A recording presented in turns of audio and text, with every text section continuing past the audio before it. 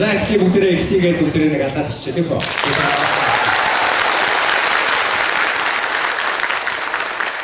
За хамгийн түрүүнд өөрсдийгөө ихний асуулт нь өөрсдийгөө төвчлэн орцогч нартай танилцуулаач гэж хүсэж байна. За сайн байна уу?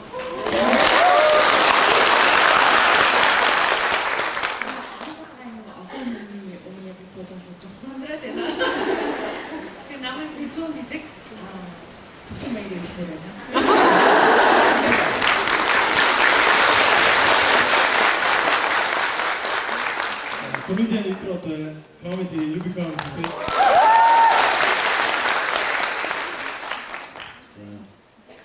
гадарч явсан гэдэг. Энэ зааланд хамгийн стан юм чи.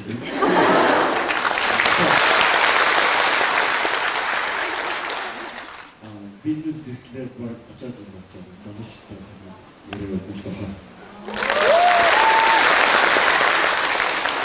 Заашгүй тэгээд манай зохион байгуулалтын багийнхан мик жоохон чангалаад өгөөрэй. Халуун байх юм бол эсэгээ хүүхэн дээр тавиад өгөөрэй. Тэгээд эхнийхээ асуултыг минийх арай чангалчлаа. Эхнийхээ асуултыг эхлэе. За тэгэхээр эхнийх маань асуулт маань түрүүний нэг хүсэл зорилго мөрөөдөл гэдээ ярьсан. Дээрэс нь мэрэгжил сонголт гэдээ ярьсан. Ер нь манай гурван зочин маань өөрийн одоо байгаа энэ байр суурь мэрэгжил энэ карьераа хаана явж байгаа сонгочгоо зүгээр татан сонгоо альсгүй бол нэлийн удаан хугацаанд явж иж сонгоо товчхон түүхээс гэхдээ тийм амар тооч биш шүү. Одоо бид нэр эхэлсэн байгаа болохоор гоё ярьж болно гэсэн. Тэгэхээр тэрнээсээ одоо байгаа энэ карьераа хизээ хаана олсон бэ? Яагаад энийг сонгосон бэ? Анх ямар сургуульд орж ив тэр түүхээсээ бүгдээрээ хуваалцаад явъя. Тэгээд одоо цаанаасаа гоцгон ахаас эхлээд явъя. Анх алгаад ирсэн. За яг миний үед бол одоо мэргэжлээ сонгох үед нэлээд Монголд бол маш хүнд хэцүү байдалтай байсан л та. Социализмаас шийдээд энэ зах зээлийн нийгэмлөө ороод тэг хүмүүс сургууль зорох уу, 8-нд явах уу гэж аюул болон асуулттай байсан. Тэгээд миний хувьд бол 8-аас сургууль ирэх зэрэг одоо амжилттай аюулсан хослуулж чадсан гэж өөрийгөө боддог. Мэргэжлийн хувьд бол ярих юм зөндөл байна л да. Гэхдээ эдгэрт нэг юм уламжлалтны буруу сэтгэлгээ бараад байгаа. Юу гэхээр дипломны араас хөөцөлдөх бол одоо орчин үед бол үнэхээр одоо шаардлага их болсон. Хэрвээ хүн ур чадвартай байж чадахгүй бол ямар ч байгууллага, ямар ч нийгэм бол өлегтэй амьдарч чадахгүй. Тийм учраас диплом гэхээс илүү хүн өөрийнхөө ур чадварт илүү их анхаарал хандуулж одоо тэрийг хөгжүүлж өөрийгөө олж авах нь хамгийн чухал зүйл болчиход байна. Тэгэхээр залуус маань сайн бодох хэрэгтэй. Мэргэжил гэдэг бол зүгээр л магадгүй сургууль төгсөөд дууссаны дараа хэн ч хэрэггүй болчихчих. Магадгүй тийм цаасч магадгүй шүү дээ. Тэр нийгэм бол одоо шал өөр болж байгаа. Онлайн интернетийн ертөнц бол одоо маш хурдтай хөгжиж байгаа. Маш олон мэргэжлүүд алга болж байгаа. Тэгээд ийм нөхцөлд бол мэргэжлээ сонгоно гэхээсээ илүү хүн өөрийгөө хөгжүүлэх нь хамгийн зөв одоо хөдөлгөөн баг мэргэжил болчиход байна. Тийм учраас би бол одоо Монгол хүний авьяас биелэх чадварт маш их одоо итгэдэг. Тэгээ энэ олон сайхан залуус маш мундаг ур чадвартай хүмүүс болох байх гэж бодож байна. За эдрийн хувьд комеди гэдэг мэргэжлийг анх бодоагүй болох тийм. Тэгээд компани үүсгэн байгуулна гэж бас анх бодож ирсэн. Зөндөө бол ярилцсан дээр мэргэжлээ сольсон гэж хэлсэн байсан. Тэр ярилцлагыг манайхан бараг бүгдээ уншсан баг. Тэгвэл тэр нэг солих процесс маань өөрөө яаж явагдсан? Яагаад та энэ мэргэжлээ сонгосон юм? Яагаад бизнес руу орсон бэ? За окей. За. Окей, за яг өмнө хэлэхэд бол ягаад чи надад бүр жоохон бахаас эхлээл нэг юм бизнес хийж айгүй тийм кайфтай том юмыг бүтээх юм шиг санагддаг байсан. Тэг яг өсвөр насны дээр би ээжтэйгээ хамт Стэнфордын их сургууль гээд Калифорнид очсон. Стэнфордын их сургууль бол дэлхийн хамгийн баян тасаг сургуулиудын нэг. Одоо жишээ нь Nike компани үүсгэн байгуулагч Phil Knight гэдэг хүн Nike-г мэдэн шүү дээ те. Энэ хүн 1957 онд энэ уучлаарай 67 онд гэнэ сургуулаа Стэнфордыг төгссөн гэж байгаа байхгүй.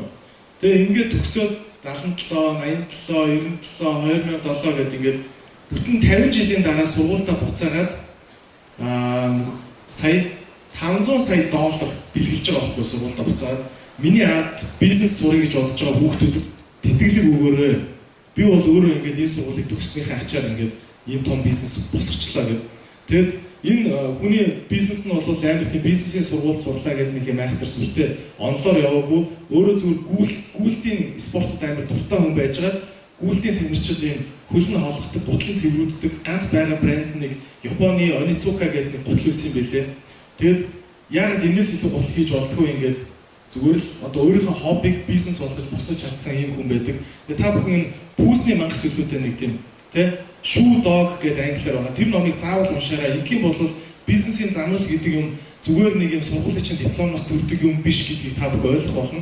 Гэхдээ мэдээд сургуульдаа сурсан тэр санхүүгийн мэдлэг, тэр материал сайенс гэдэг байгаа тий эд материалыг яаж бүтээдэггүй, тэр пластикнаас яаж утас гаргаж авдаггүй гэдэг энэ ухаан бол мэдээж гутал фэшн гэдэг ингээ бүх юм руу орж байгаа. Тэгээ мөн та бүхний байглаас заягдсан юм гоо зүүн мэдрэмж, дизайны мэдрэмж чинь тий зүгээр нэг пүүзийг гоо зүүн мэдрэмжтэй хүн нэг хийхэд 1000% зарагдаад гоо зүүн мэдрэмжгүй хүн хэдий сайн пүүзийг гэж чинь зарагдахгүй шүү дээ тийм үстэй. Тэгэхээр чин бизнес гэдэг чинь өөрөө хүний тэр гоо зүүн таашаал авах чадвар тий хүний шинжлэх ухааны мэдлэг, хүний санхүүгийн мэдлэг, хүний өөхгүй байдал, хобби, нэг юмдаа хоббирх энэ бүх юм ингээд бүтэлжээж нэг бизнес болж байгаа байхгүй. Тэрнээс тэрнтэй яг адилхан одоо би бол мэрэгчлэн олон сэлсэн л та хамгийн анх би ургамлын нөөц микробиологи гэдэг мэрэгчлийг сонгоод сурч ирсэн.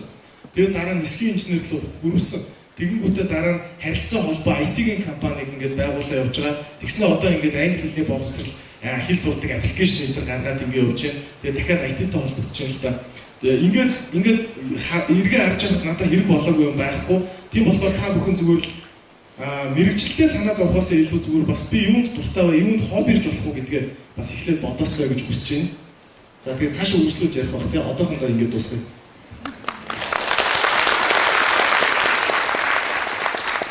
За миний хувьд болохоор миний мэрэгжил нэгтлэн бодогч. Тэгээд нэг мэрэгчлэрээ Монголд 2-3 жил ажиллаж байсан. Тэгээд одоо л энэ мэрэгчлээ маш дургу. Дахиж эзэж ажиллах уу энэ мэрэгчлэр. Тэгээд одоо та нартай би захиж хэлмээр байгаа зүйл нь дургу зүйлээрээ битээ сураарай. Сураад гарсны дараа хэцэг хугацаанд ажиллах ч гэсэн тэр ажлаасаа эзэж одоо аз жаргал чинь ямар нэгэн кайфыг авдаггүй мэлээ. Яг нэг тийм хүний өмнөөс ажиллаж байгаа юм шиг аюу хэцүү ажил юм лээ. Тийм учраас одоо та нартай хэлэхэд мэрэгчлээ зөв сонгоорой. Зөв сонгохын тулд би нэг Шведийн жишээг ярих гэсэн. Тэрний үг гэхээр Шведийн залуучууд 10 жилээ төгссөнийхаа дараа шууд их сургуульд орох нь их цөөхөн байдаг. Яг тэгэхээр ихэнх нь яг нэг ямар мэрэгжил дуртай цаашаа юугаар сурахаа нарийн сайн ингээ олоогүй байдаг учраас өөрсөндөө дандаа юм 1-2 жилийн хугацаа олгодог төгссөнийхаа дараа цаанаас нээж аван чи тийм юмар сураарай чи тийм болоорой гэж шахдаг юм байхгүй өөрсдөө ингээд нийгмийг дагаа за яг одоо хуульч одуулж байгаа юм чи би хуульчл болно гэсэн юм байдаггүй. Тэгэхээр тэр хүмүүс 1-2 жилийн хугацаанд ихэвчлэн ажил хийдэг.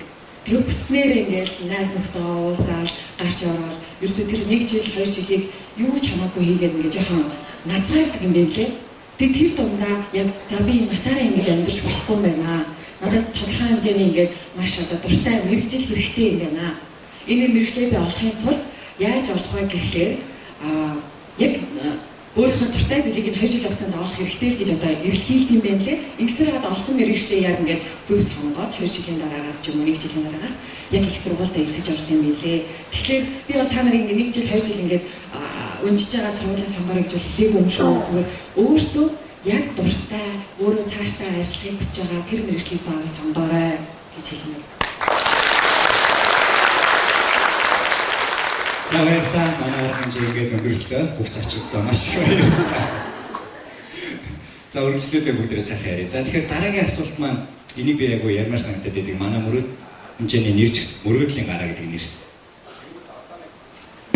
дээ. Яа. Одоо нэг ийм юм болоод байна л да.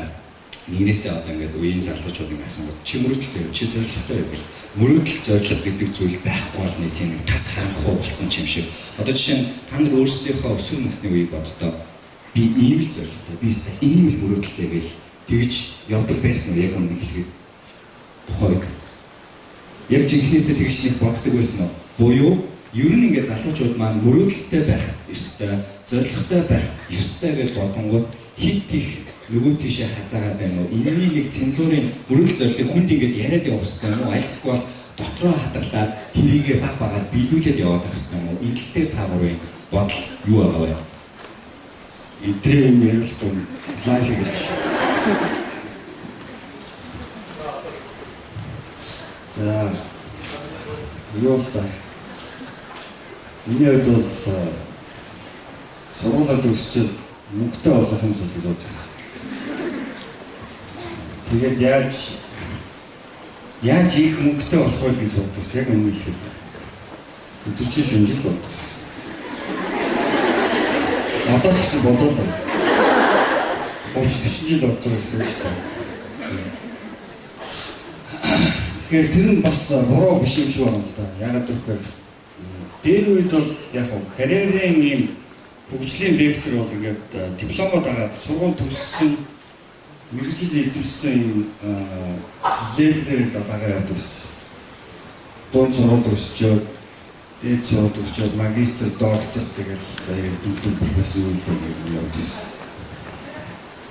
Гэтэл зах зээлийн нийгэм гэж арай өөр өчөд байгаа байхгүй.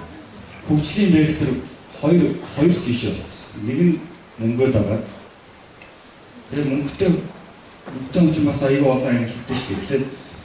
Одоо жирийн юм байна. Дараа нь эсвэл одоо нэг стартап бизнес гэдэг тэгээд дараа нь үйл ажиллагааны эзэн болно. Дараа нь одоо бизнесмен болсон. Дараа нь санхүүгийн ч юм уу тэгээд тэрний дараа бүх банкны эзэн ч юм уу гэл хөрөнгөхийн хэмжээгээр ингээд бас хөгжлийн вектортой байхгүй. Тэгэхээр хүн тусаад дургуу тийм сонголтод орно шүү дээ. Би мэдлэгийн төлөө явах уу, мөнгөний төлөө явах уу? Аль алийг хосуулах боломж байгаа болов уу гэдэг ингээд бодно. Магадгүй мэдлэгийг дагаа явсан хүмүүс бол ингээд сайн хангалттай хэмжээний цалин авахгүй байр он сууц машина шийдэж чадахгүй ингээд насны туршид амьдраад байх бас жоохон тийм зовлонтой гонигтай амьдралаар амьдрах бас магадлал аяг өндөр байхгүй. Тийм учраас хүн бол бас нөгөө эд хөрөнгө мөнгө гэдэг зүйл рүү одоо бид нар гэсэн зүйл дэлхийд дээр глобалчлал дээр нэг юм хавтгай амьдрал амьдарч байгаа ч бид нар мөнгө гэдэг зүйлийг бас зөвөр ойлгоод мөнгөтэй зөв харьцаад мөнгийг зөв ашиглаад хөгжилд ашиглаад ингээд ийм зөв хөгжилд тэмүүлэх нь айгүй чухал болчиход байна. Тийм учраас магадгүй ингээд их мөнгөтэй хүн бол их муу хүн гэдэг ийм тийм ойлголт бол үнэхээр тэр социализмын үед л ингээд хадлагдаад ингээд хоцорчсон. Одоо бол мөнгөтэй дээрээс нь нийтлэгтэй бүр кул болоод бүр сайхан болоод тийм олон хүнийг ингээд бас ингээд дагуулад ингээд явдаг ийм бас зүйлс зөндөө байгаа шүү дээ. Тэгэхээр яг манай Монголын хувьд бол бас мэдээж ингээд бас ингээд нийгэм жоохон ингээд буруу ойлголттой ингээд мөнгийг аяга амархаа буруу замаар олж болно гэж ойлгодог учраас одоо зарим мөнгөтэй муу харагддаг тийм тохиолдлууд байдаг. Тэгэхээр энэ бол одоо цаг хугацааны асуудал учраас та нар энэ дээр бол одоо зөв ойлгоод өөрсдөө зөв хөгжүүлэх хэрэгтэй байна. Зөвхөн ганцхан мэдлэг гэхээсээ илүү хүн одоо өөрөө бас хөрөнгө оруулах хадгаламжтай болох хугацаатай болох те одоо эд хөрөнгөө арилжуулах дээрээс нь хажуугаар бизнес эрхлэх гэдэг энэ олон юмыг нэгэн зэрэг хийж чадахгүй хүн бол бас төдийлөн бас сайхан амьдрал дээр бол бас жоохон хомс. За сүүлийн үед хөгжлийн энэ хувийн карьерийн вектор гурван тишээ болчиход байна. Тэр үгээр одоо олонд хэрэг таалагдж чадчих, хэрэг олон хүнийг хамруулж чадчих. Тэрүүгээрээ бас сайхан баян сайхан одоо өдөртөмгтэй амьдрах боломжийг бол одоо энэ интернетийн шинэ усал одоо бий болгож байна. Жишээ нь одоо та нар бичиж байгаа одоо ингээд том Instagram-ийн, Facebook-ийн том одуудад нэг пост авахд хэдэн сая доллараар ингээд тавьдаг байдаг жишээ нь бас. Тэгэхээр ингээд энэ гурван хөгжлийн вектор тийм нэгэн мэдлэгтэй болох, нөгөөх нь олон танигдах, өшөө дээшгээ дэд хөрөнгийг цуглуулах бизнесийн энэ гурван вектор төр хэрэг объем эзлүүлж хэр их том одоо хэмжээнд ажиллаж чадж байна. Тэрүүгээр л одоо ийм одоо юу гэдэг юм хөгжил гэдэг юм чинь тодорхойлогддог ч одоо ийм нэг байна. Энийг сайн ойлгоорой залуусаа.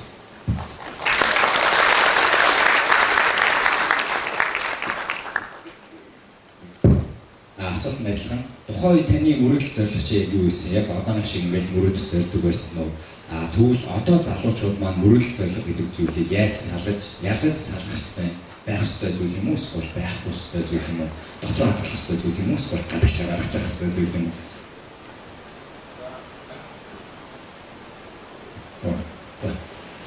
Тэгээ Озур бахын хэлсэнтэй адилхан ер нь бол бид бүхэн ингээд хэдийгээр ингээд улсаа хөгжүүлэх юмсан, дэлхийг өөрчлөх юмсан, тэгээ одоо дэлхийн бүх амьтны эрхийг хамгаалах юмсан, дэлхийг дахин ногоон гариг болгох юмсан ч юм уу те юм супер мөрөөдөл хүн дотор байдаг байх. Гэхдээ бид бүхний ерөнхийдөө өдрийн бодол болсон одоо хамгийн их бодлын маань орон зайг эзэлж байгаа номер 1 зорилго баг мөрөөдлөхөөс илүү зорилго гэж яриад байгаа шүү дээ. Ер нь бол яаж санхүү мөнгө аятайхан байлгах вэ? Яаж өчигөө баян болдгоо мөн гэхэд ер нь яаж нэг тэ жилдээ нэг 3 удаа гадаад явчихдаг нэг байртай машинтай болох вэ гэдэг гол зорилго байгаа шүү дээ. Тийм үстэй. Тэгэхээр яг үннийг хэлэхэд би оюутан байхдаа мөнгөө тоолж ирсэн сандын Канзас мужид амьдарч байхад Канзас мужид сарын байрны түрээс $400 байсан. Тэгээд би нэг найзтайгаа нийлээд нэг Боливийн улсын найзтайгаа нийлээд түрээсэлж ирсэн. Тэгээд нэг хүний $200 болж ирсэн. Тэгээд Монголоос Улаанбаатараас хямдхан туристтэй газар байсан л да Америк хот гэхэд тэгээд хамгийн хямдханаараа ингээд идэж уухад 7 хоногийн $50 дотор болвол ингээд хоолоо бол хангадаг. $80 дотор ороод ирвэл ерөөхдөө бол бас нэг гайгүй хоол идчихдэг. Иймэрхүү санхүүгээ ингээд тооцоолж ирсэн тухайн үеийн санхүүг санаад байдаг байхгүй. Тэгээ одоо ингээд харахад яг үнэндээ Улаанбаатарт ингээд залуучууд нэг гайгүй шин загварын гар утас бариад 30-өө тансгэлдэггүй маа гэх таксины мөнгөтэй нэг 100 орчдөг те нэг өөрөө уух нь аваачдаг. Ийм байхад бол тэгэл баг сарын багтаа сайн төгрөг ч юм уу хэрэг болоод нь шүү дээ. Тэгэхээр би та бүхнийг бодоод байна л да. Яг хөө тэгээд хүний мөрөөдөл гэдэг чинь өөр аюул хувьсаад байдаг зүйл юм байл л дээ. Тэ чи багтаа ээжигээ баярлуулах юмсан гэж мөрөөддөг байсан бол тэр чинь илүү тодорхой болоод ээж чинь чамаас ээжээ би яавал таныг баярлуулах вэ гэхээр манай ээж бол надад тэгж хэлдэг байхгүй. Хүн өөрөө аз жаргалтай байж сурсан үед л те чамайг би аз жаргалтай байж сурсан үед л надад бол хамгийн гоё байна гэдэг. Тэгээ би одоо бол ингээд өөрийгөө зарим нэг өглөө ингээд нэг мангац сууж байгааг ингээд анзаардаг байхгүй. Би яагаад яг энэ мөчөд ингээд нэг юм 100% аз жаргалгүй ингээд сууж байгаа юм болооч гэж бодох шиг. Тэгэхээр ингээд хүний мөрөлж аяг гэсэн нэг философик болоод өөрчлөгдөж идэв билээ л те. Тэгэл одоо жишээ нь улсаа гоё болгочих юмсан ингээд амар ингээд оюутан байхдаа төгсөж явах үедээ ялангуяа ингээд улсын хандлаар мэдээ уншиж их стресстэй улсаа ингээд гоё бензинтэй нефттэй болох юмсан гэж боддог л байлаа. Тэгэл тухайн үед ингээд биотехнологи амар судлаад одоо энэ нөгөө нэг хэсэг замгнаас гаргаж авдаг энэ дизелийн түш хийдэг ийм бизнестэй болно гэдэгэл амар тухайн үед мөрөгддөг байсан. Тэгээ одоо ингээд бодоод чинь бас гэхдээ яг ингээд эдийн засгийн масыг сонирхолсон чинь Монгол ерөн заавал тэгэл бензин өөрсдөө үйлдвэрлэх алба байгаа ч юм уу үйлдвэрлэхсээр тэгэл нөгөө бараг бүх машин цахилгаан болчихж байгаа юм биш үү гэж бодох шиг те. Тэгэл ер нь нэг ганц хоёр усан цахилгаан станц бариад тоогоо хангах чинь машинуудны цахилгаан болчих юм биш. Тэр хооронд миний дизель түвш бүтээх мөрөлж шат тэнэг байсан юм шиг гэж бодогдол ингээд хувьсаад идэв билээ л те. Тэгэхээр та бүхэн яг хөтэ нэг амар ингээд мөрөөдлөө олон ингээд олоогүйнүүд нь стресстэй явж байхаар зүгээр комон сарын сая 500 олдог болъё гэж зорилго тавиал хэдэг үрдэг үлээ байрны түрээс юу үлээ яаж халтур хийж болох уу гэж ингээд бодъё л доо тий. За би та бүхэнд амар одоо бүжэд хоёрын ажилттай холбоотой зүгээр би та бүхэнд жишээ хэлье. За одоо жишээ нь би компани үүсгэн байгуулж байхдаа ингээд анхны жилэн би бол цалин авдаггүй байсан. За авдаггүй 500 мянган өөртөө цалин гэж гаргадаг байсан байхгүй. Тэр үед би өөрийнхөө санхүүг ингээд бодохоор би 800 мянган төгрөг 850 мянган билүү түрээсийн байранд амьдарч ирсэн. Тэнгүүд би сартаа нэг удаа стартап грайнд гэдэг яг энэ шиг юм ивент хийдэг гэсэн байхгүй. Оцор их надад амар тусалсан. Миний анхны зочдтой нэг. Тэгээ ингээ ярьцлага хийдэг. Орж ирсэн хүн болгоноос 100000 төгрөг хурааж авдаг гэсэн. Тэгээ тэрнээс би нэг сартаа нэг 400,000 төгрөг ч үлээ олдог байлгүй дээ. Тэгэл ингээл хамт зохион байгуулсан найзуудтай бас бол хуваагаад авдаг. Би та бүхэн хамгийн прагматик, хамгийн амархан мөнгө олж болох ур чадваруудыг одоо хэлье за.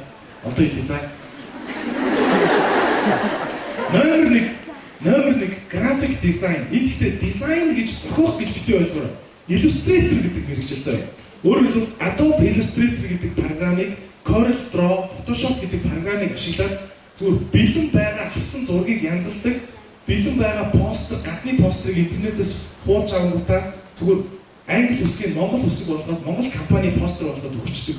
Одоо бүх компани өөрийн хэмжээндээ Facebook boost заавал хийдэг, заавал social постууд тавьдаг. Тэднэрт бүгдэнд нь фото зургийг янзалдаг, дээр нь логогийн наадаг ийм хүн хэрэгтэй байгаа байхгүй юу? Зүгээр ахаа их чи би зүгээр 7 хоногт 3 постэр чи янзлаад үгийгээл 5 компани 5 үсчний газартаа л ярьчих. Тэр бол зүгээр easy 500 сая төгрөг шүү. Easy. Номер 1 skill. Номер 2 skill бол надаа юу санагддаг? Хамгийн амархан ашиг болж болдог скиллүүд. Зүгээр юунууд амар тэнцэн худалдаа борлуулалтын одоо нэг яриа сайтай хүүхдүүд байдаг шүү дээ. Яриа сайтай хүүхдүүд энд тентхийн ингээд байдаг байхгүй. Одоо юу ч гэдэг. Одоо за манай сургалтын төв дээр reception гэдэг ажил байдаг. Энийг хүмүүс reception зүгээр үүдэн суудаг ингээд охин гэж бодоод байдаг байхгүй. Үгүй энэ чинь бүр бид нар энийг болохоор student service specialist гэдэг байгаа байхгүй. Энэ өөрөөр юу хэлж байгаа гэхээр компаниудын харилцааны мэргэжилтнүүд амар хэрэгтэй байна. Одоо энэ Nissan энэ дээр Renault энэ гэдэг одоо энэ Францын Renault гэдэг брэнд орж ирсэн. Энд бич байгаа одоо Европыг гэдэг юм те. Тэгэхээр Renault бол өөрөө энэ брендийн имиж чинь өөрөө орлого багтай, авсархан амьдралтай залуучуудын брэнд байхгүй юу? Та бүхэн жишээ нь Nissan дээр очиод зүгээр Renault брендийг чинь зардаг болохыг зүгээр л оюутан залуу очиод ингээд гоё ярьдаг байхад бол дуртай ажиллах өөрөө чинь имиж, амьдралын стил бүх юм харж байгаа байхгүй юу? Тэр худалдааны чадвар номер 2 миний бодлоор хэрэгтэй зүйлс. Тэгээд дараагийнх нь болохоор та бүхэн ийм зорилтод тур гайдууд хийх юм бол амар ашигтай. Одоо жишээ нь би ийм рестораны дөнгөж өчигдөрхөн манай найз ярьж л хэлтэй. Ийм рестораны зөөгч залуу байна гэж байгаа байхгүй. Модерн номадд ажилладаг хурган англи хэлтэй заяа. Гэхдээ англи хэлээр богдхааны музик тайлбарлаа сурцсан гадны жуулчдыг нэг мэд 100 нарантуул юу гэдгийг нэг Шангрилаа нэг хідэн газраар ингээ авч ороос сурцсан заяа. Тэгээд тэр газрынхаа талаар айгүй дажгүй ярьцдаг. Тэгээд модерн номадд зөөгч хийдэг. Зөөгч хийж байгаа хугацаанд нэг бол чи өөртөө танилцуулга гаргаад энэ ганц хуудас би ийм city tour хийх шүү, жижиг аялал хийх шүү гэж хэлж болно. Эсвэл бол чи зүгээр л зөөгч хийж байгаа хугацаанд гадаад хүн орж ирвэл та сонирхож байна уу гэдэг ийм байвал би ийм нарантуул ийм маань аваад явъя. Бүтэн өдөр ингээд ажиллаад надад 100 сая төгрөг өгч гэдэг ч юм уу те. Ийм special жижигхэн ийм тууруудыг та хийж чаддаг байх юм бол ийм гайдуудын ажил амар их байдаг. Тэгээд дараагийн супер ажил юу гэдэг вэ гэхээр ийм байгаа. Ялангуяа та бүхэн мэрэгчлэр ондоо байгаа. Жишээ нь англи хэлтэй хүн болго орчуулж чаддаггүй байхгүй. Жишээ нь та нар ийм ажил хийж болно. Уул уурхайгаар сурдаг залуу байгаа бол уул уурхайгийнхаа англи хэлийг илүү сурч. Та нар яаж хийж болохгүй. Тэгэхээр уул уурхай конференц, банкируудын конференц, юуны конференцтэй дэлхийн одоо ийм амьтны эрхийг хамгаалах юуны конференц гэдэг юм. Салбарын хурлууд жилдээ нэг ингээд энэ улсыг тойроод нэг 10 хурал болдог байхгүй. Тийм юм дээр та нар нэг хүнийх нь хажууд байна уу, зааланд байна уу хамаагүй нэг тийм салбартаа зориулсан орчуулгыг бигээс орчуул амар супер мөнгө олдог. За тийм.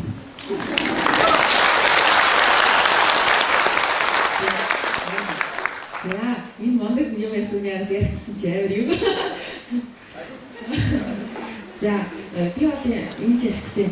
Би яг 10 жил таахтаа бол ингэж зөндөө мөрөдөл байсан. Мөрөдлөө дандаа миний хувийн мөрөдлүүд байсан. Дандаа л ингэж өөрөөсөө зориулсан. Би тэгч хийсэн, би ингэж хийсэн гэдэг дандаа би гэсэн мөрөдлөд байсан. Тэгээд ихэвчлэн дандаа нэг бүтгэшгүй бүр ингээл арай дэндүүдийн юмудаас мөрөдсөн. Үстэй техникийн гэж хүн сонсоод баг ичмээр. Магадгүй бас та нарт бол зарим мөрөдлүүдийн хүнд ингээд шууд дараад хэлхийж байгаа юу ээж магадгүй те. Би бол яг 10 жилдээ тийм байж байгаа. Тэгээ одоо ингээд мөрөдлөө ингээд бодглоор мөрөдөл маань би гэдэг биш болоод нөгөө гэр бүлийнхаа өмнөөс эсвэл одоо хайртай хүмүүсийнхаа өмнөөс мөрөөдөл өгсөн байна. За ингээд ганцхан би ингэн гэдэг нэг цөөхөн мэдээж байгаа л да. Жишээлбэл одоо миний нэг мөрөөдөл хаасаггүй зарлах болохоор далаа ламтаа уулзах юм гэж боддог. Тэгээд би төвшөрөөс байх далаа ламтаа нэг өдөр уулзсан гэдэг нь далаа ламын уулзалтуудыг ингээд шалгаад хаана айл улсад хэзээ очих юм бол гэж хардаг. Бусад мөрөөдлүүд нь болохоор өөрийн мэдхүүл нэг мэдсэн чинь ингээд гэр бүлийнхаа хүмүүстэй хамтдаа ингээд тэгчээсэн мөрөөдөл болгон дандаа ингээд хамтдаа болсон байсан. За тэгээд мөрөөдөл ингээд байгаагийн үр ашиг нь мөрөөдөлтэй байгаагийн давуу талууд нь маш их байдаг юм байна. Өөрт ингээд маш их одоо идэвхжүүлж өгдөг юм байна. мөрөөдөлгүй байхлаараа хүн амар гутран болдог. Би бас мөрөөдөлгүй байж үтсэн. Мөрөөдөлгүй байхлаар хүн амар гутран болдог. Тэгээд амьдралаас яг яах гэж амьдраад байгаа. Ер нь хүн яах гэж амьдраад ингээд хачаач эмо бодлоод орч ирээ тэ. Яг мөрөөдөлтэй болоод ирэхээр мөрөөдөлтөд яаж хүрэх вэ гэдгийг бодоод арай өөр ингээд итгэвтэй болт юм байлаа. Тэгээд би та нарт мөрөөдлөө олох эсвэл одоо мөрөөдөлтэй болохыг одоо өөрийнхөө зураг ингээд бодож олж ийснийг 3 арга зааж өгье л доо. Хинэгэнтэй ярилцах. Хүнтэй ингээд ярилцаагаар тэр дундаасаа ингээд нэр би ч тхийнсэн, энэ ч тхийнсэн ингээд олддог юм билээ. Хоёрдугаар ном унших. Ном уншаалахаар ингээд уншсан янз янзын номноосоо ингээд мэдгүй юм мэдээж авах тусмаа ийм байд юм шиг тэгж үзхийнсэн ингээд мөрөөдөл нэмэгдээд идэв юм лээ. Дээрээс нь маш гоё чанартай кино үзэх. Кино ингээд маш сайхан бүтээл үзээд хүн ингээд амар гоё хөвлөлтөөл би тэр кинонд гарсан шиг тхийнсэн. Би ядаж хамгийн наадах нь аватарыг үзэнгөт нэрийг буруулсан үзүүлсэн. Тэр киног үзсний дараа би яа энэ зурагаас нь хаанаас юм болоо очиж үзхийнсэн гэж нэг мөрөөдөл нэмэгдэх жишээ нь. Гэх мэтчлэн ингээ мөрөөдлүүд ингээд аль болох ингээ олон янзын хийх тусам тэндээс ингээ ургаж гарч ирээд идэг юм байна лээ. Тэгэхээр хэвээ ингээ сэтгэл санаагаар унаад ч юм уу эсвэл ингээ гацсан юм шиг мэдрэмж төрөл ингэж байгаа болоод өөртөө гоё мөрөөдлийг нэмээрээ. Гэхдээ зөвхөн хувьдаа мөрөөдөл хийгээд болохоор тэр мөрөөдлүүд нь ингээ их ганцаарх наалахаар ингээ жоохон биелэхэд жоохон тиймэрхүү. Тэгэхээр хандаа ээжтэйгээ, аавтайгаа, дүүтэйгээ, эгчтэйгээ, найзуудтайгаа мөрөөддөг ч юм уу те эсвэл хайртай хүнтэйгээ, эсвэл хүүхдтэйгээ. Ингээ мөрөөдөх гэсэн юм нэг тийм нөгөө түлхэцтэй ганцаардахгүй хажууд хамтрагч хин нэгэн байгаа учраас илүү ингээ хүчтэй мөрөөдлийн хандлага явах юм билээ. Тэгэхээр яг өнөөдөр юм сууж байгаа хүн болгон хайртай хүмүүс мэдээж байгаа. Тэгэхээр хайртай хүмүүстэйгээ гоё мөрөөдлийг бүтээгээрэй, мөрөөдлийг бий болгоорой.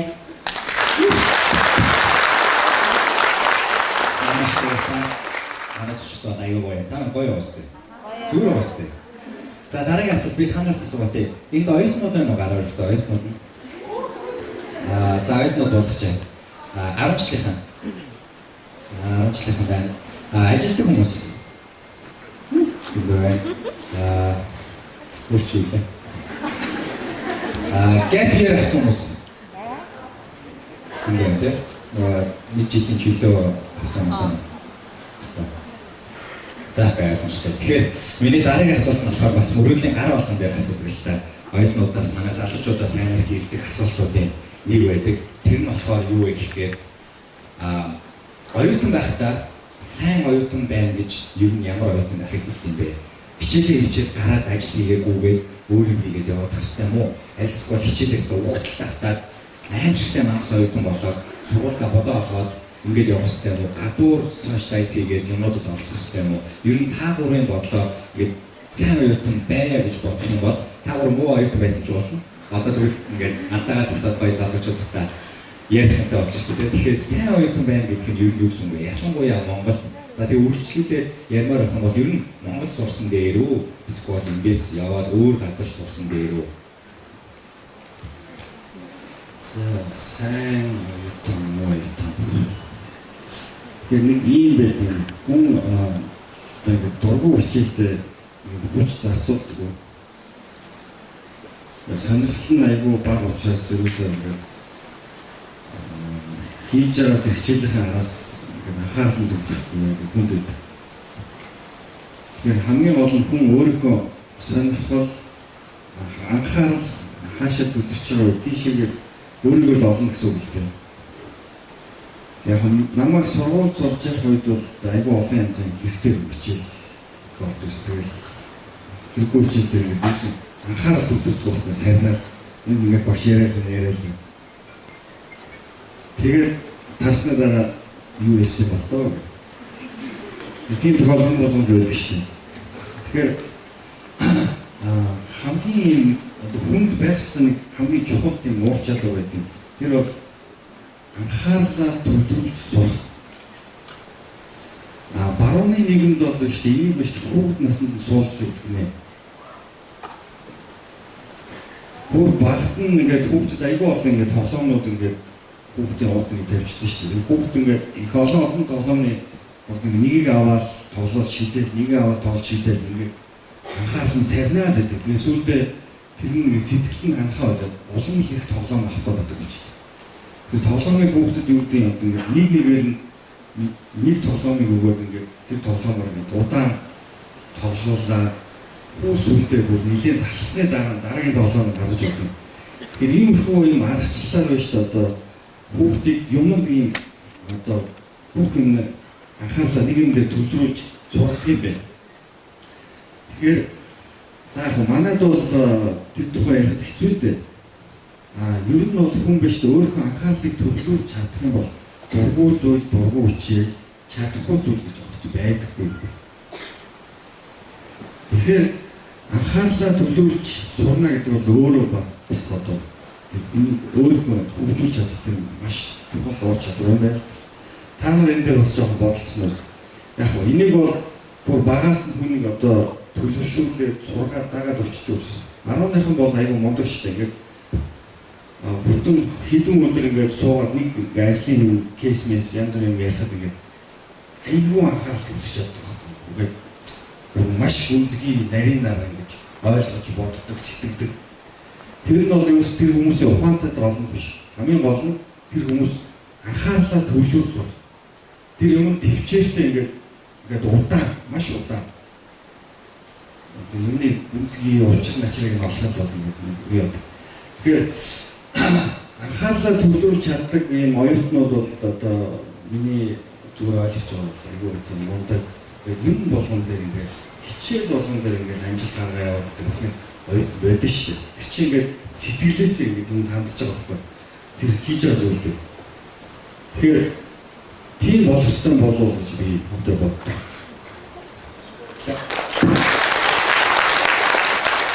Сайн мэдрэхэн болоо. Бидний хариг солируулдаг байсан байх гэж би төсөөлдөг шүү дээ. За, окей. Эсвэл юм байна. Заарамж өгдөр ахад ихлээ. Эсвэл юм байна.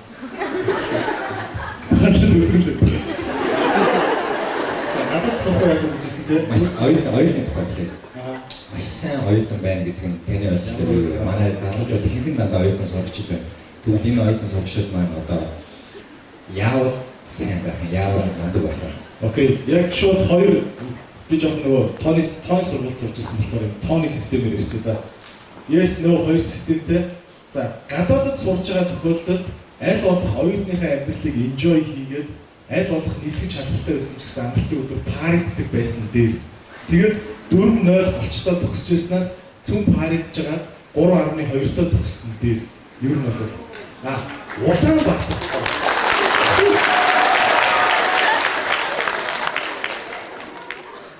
Хэрвээ та Улаанбаатарт оюутан байгаа бол паридахад битээ юусоо яа. Паридад хэрэггүй. Ягаад тэгэхээр Улаанбаатар ч өөрөө баг оюутны хот тохгүй юу? Хотын төв нь оюутнуудаар дүүрэн, хотынхаа төвд сургуультай та нар төгсөөд 10 жил болсон ч гэсэн оюутнуудтайгаа хамт доод үеийнхэнтэйгээ хамт зүүн рүү ороод сайхан шоудаж болно. Гадаадд бол тийм юм байхгүй. Гадаадд оюутны амьдрал, том хүний амьдрал хоёр амар төстэй ялгаатай байдаг зүйл. Гадаадд оюутан байхдаа л сайхан шоудаж авахгүй л тэгэл дуусаа. Том хүний амьдрал руу орох юм бол тэгэл ресторан найзуудтайгаа нэг шампанс уугаад тэгэл баг клуб руу орсон ч гэсэн клуб ямар ч оюутан харагдахгүй. Манай Монгол болохоор тийм биш байхгүй. Оюутан ажил хийдэг томчууд бүгдээрээ ингээ нийлээд сайн шоуддаг юм. Сайн плей тайм дээр очиод онцгой ахтайгаа хамт ингээ майхны ажил байж ч болно. Тийм болохоор Улаанбаатарын оюутны амьдралд байхдаа нэг ингээ оюутны амьдралыг мэдэрн тийм юм бол хэрэггүй. Би бол яг хичээлийн хажуугаар нөгөө фотошопоо сур. Би нэг мөнгө олдог амар гоё чадварыг танд хэлэхээр мартчих. Тэр нь болохоор видео эвлүүлэг хийж сурах. Одоо монголоор дүүрэн инфлюенсер, монголоор дүүрэн влогчид байна. Компани болох өөрийн гэсэн влогтой болохыг хүсэж байна. Компани болгон подкасттай болохыг хүсэж байна. Та нар зүгээр аудио, видео хоёрыг гоё эвлүүлээ сурчих. Тэгэл нэг 3 өсчний газартай гэрээ хийгээл 3 баншны газартай гэрээ хийгээл та нарын Facebook дээр тавих видеонуудыг чи эвлүүлж өгье гэж хэлээ сууж байна. Одоо бол Facebook live явахаа болцсон. Надад яг эвлүүлээд ингээ гоё бэлдэж тавьсан видеонууд л явж байгаа. Тэгээ видео бэлтгэхдээ бүр та бүхэн мобайл дээр харах боломжтой босоо форматтай хийх юм уу? Дээр нь тамхтай байх юм уу? Instagram дээр тавихын тулд 1 минутанд багтах ёстой тийм. IGTV дээр тавих юм уу? Instagram постор тавих юм уу? Twitter дээр тавих бол бага resolutionтай яг контракт хэлбэртэй тавих юм уу? Social media болгондоо зориулаад өөр форматтай видео бэлддэг болсон. Энэ бол ерөөсөө ингээд Энэ бол бизнес хийгээд ингээд 35-аас дээш насыг насалсан хүмүүсийн бүр толгойн өвчин энэ нэг видеог яадаг юм бэ гэдэг бүхэн ийм өвчтэй байгаа. Тэгэхээр та бүхэн зүгээр гоё гар утсаараа зөвхөн видео хийгээл инфлюенс очих тэр бол зүгээр easy 500 мянга шүү сарын зай. Easy нэр шүү. Тэгэхээр оюутан байхдаа бүгдээрээ тим юм хий. Оюутан байхдаа миний бодлоор ингэсэн дээр гэж бодож байна. Ерөнхийдөө та бүхний энэ жоохон муухай сонсогдсон. Гэхдээ шулуухан ерөнхийдөө бол үнэн гэсэн үг.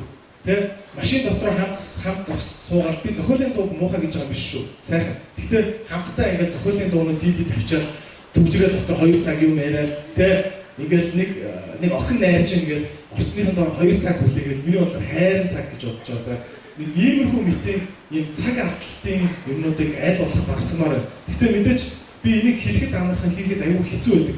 Тэгэхээр нөгөө хүнд ингээд гоё мотивацийн үг сонсохныг өөр ингээд гоё влог үзэхнийг өөр нэг нийтлэл уншихныг өөр. Гэхдээ иймэрхүү төрлийн ийм гоё сэтэлжүүлэлт миний бодлоор нэг удаан ингээд зүрхэнд ч оршихгүй дараагийнхаа нэг байнг үзэж явах бол ингээд амархан сарндаг. Чамайг хэн хамгийн их сумалдаг вэ гэхээр хүн л хамгийн их сумалдаг. Хүн хүндээ яг хажууд ч байгаа хүн хамгийн их сумалдаг. Тэгэхээр та нар бодоод үзэхгүй би хамгийн их цагийг энэ 7 өнөө та нар бодож байгаа. 1 2 3 4 5 би хамгийн их цагийг хинтээ өнгөрүүлсэн билээ гэж бод. Тэгээд энэ хүмүүс тэгээд би юу хийсэн билээ гэж бод. 2 цагийг зохиолын дуу сонсоод 2 цагийг яах гэдэг нь мэддэхгүй YouTube дээр нэг сонь реакшн үзээд ингэ өнгөрөөсөн. Тийм бол бололтой. Яг ч Netflix дээр нэг цуврал эхлүүлж гэлтэй тий. Тэр хүн чинь чамайг ингээд чиний хажууд ингээд дургуй гिचэн хөргмээр юм шиг ингээд тий. Чамайг ингээд Candy Crush тоглоод байж байгаа чи хажууд чинь ирснэ ингээд англи хэл мэлээ хийгээ суугаад байвал муухай юм өстэй тий. Нэг чамайг нэг өдөртөг тийм хүмүүстэй ойрхон байвал илүү гоё. Тэгээд оюутнасаа тийм найзуудтайгаа илүү өнгөрөө өчэй гэж хэлмээр байна.